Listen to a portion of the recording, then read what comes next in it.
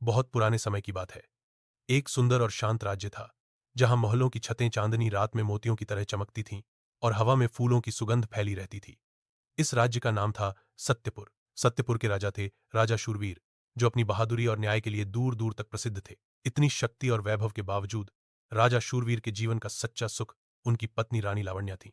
रानी लावण्या न केवल सुंदर थीं, बल्कि अत्यंत दयालु और कोमल हृदय की भी थीं। ईश्वर की कृपा से राजा और रानी को 3 पुत्रियां प्राप्त हुईं, राजकुमारी आर्या, राजकुमारी यमुना और राजकुमारी सहर्षा। तीनों अपनी मां की तरह सुंदर, मासूम और सरल स्वभाव की थीं। महल हमेशा उनकी हंसी से गूंजता रहता था। राजा के लिए उनकी मुस्कान ही सबसे बड़ा धन थी। लेकिन एक दिन भाग्य ने यह सारी खुशियां छीन ली। रानी लावण्या गंभीर रूप से बीमार पड़ गईं। पूरा महल शोक में डूब गया।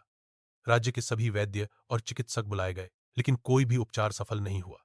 धीरे धीरे उनकी सांसें कमजोर होने लगीं और महल में सन्नाटा छा गया। तीनों राजकुमारियां दिन रात अपनी मां के पास बैठीं, उनका हाथ थामे रोती रहीं। एक दिन रानी लावण्या ने बहुत कमजोर स्वर में राजा शूरवीर का हाथ पकड़कर कहा, मुझे लगता है मेरा समय अब पूरा होने वाला है। मुझसे एक वचन दीजिए।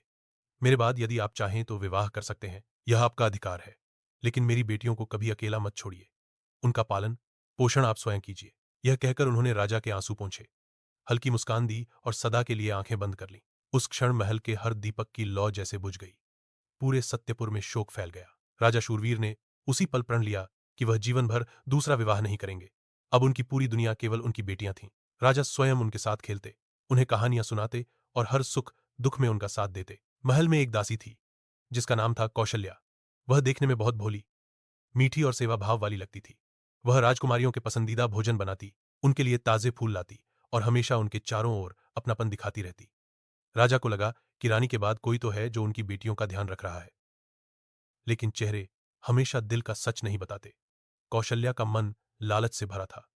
वह चाहती थी कि राजा उससे विवाह करे और वह सत्यपुर की महारानी बन जाए। समय बीतता गया, लेकिन राजा का मन आज भी केवल रानी लावण्या की यादों में डूबा रहता था। कौशल्या के भीतर ईर्ष्या पनपने लगी।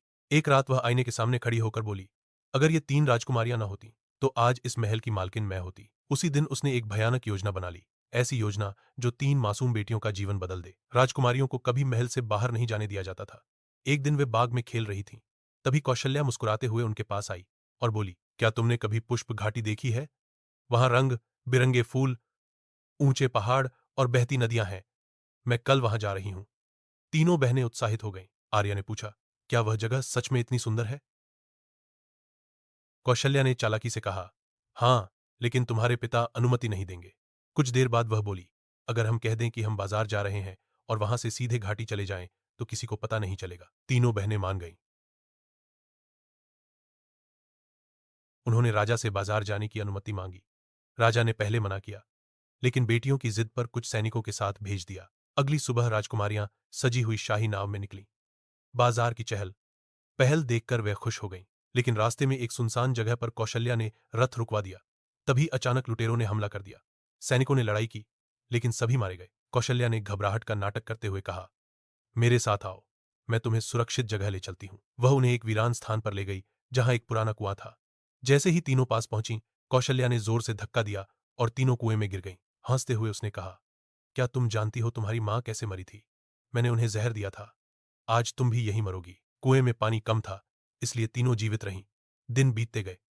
कभी कभी एक छोटी मछली मिल जाती, जिससे वे अपना पेट भरती। एक दिन एक व्यापारी उधर से गुजरा। उसने पानी के लिए कुएं में रस्सी डाली। तीनों ने सलाह की और आर्या को ऊपर भेजा, लेकिन व्यापारी लालची निकला। वह उसे बेचने का विचार करने लगा। डरकर आर्या भागी। व्यापारी उसके पीछे दौड़ा। जंगल में राजकुमार हरिदेव शिकार कर रहे थे। आर्या रोती हुई बोली, मुझे बचाइए, कोई मेरा पीछा कर रहा है। राजकुमार ने व्यापारी को भगा दिया। आर्या ने पूरी कहानी सुनाई। राजकुमार हरिदेव उसे अपने राज्य प्रकाशपुर ले आए। वहां के राजा थे महाराज उत्तमदेव, जो रानी लावण्या के भाई थे। महाराज ने आर्या को पहचान लिया। उन्होंने अपने पुत्रों राजकुमार अर्जुन और राजकुमार जय को आदेश दिया कि वे बाकी दोनों बहनों को सुरक्षित ले आए। दोनों राजकुमार कुएं तक पहुंचे और यमुना तथा सहर्षा को सुरक्षित बाहर निकाल लाए। इधर कौशल्या ने राजा शूरवीर से झूठ बोला कि राजकुमारियां लुटेरों के हाथों मारी गईं। यह सुनकर राजा टूट गया और बीमार पड़ गया। कौशल्या ने अवसर देखकर विवाह का प्रस्ताव रखा। दुख में डूबे राजा ने भाग्य मानकर स्वीकार कर लिया। विवाह के दिन अचानक प्रकाशपुर का पूरा शाही परिवार वहां पहुंचा। राजकुमारियां सामने आईं। सच सबके सामने आ गया। यमुना ने कौशल्या को जोर से थप्पड़ मारा। आर्या ने रोते हुए पूरी सच्चाई बता दी। राजा ने तुरंत कौशल्या को कारागार में डालने का आदेश दिया। अंत में तीनों राजकुमारियों का विवाह हुआ।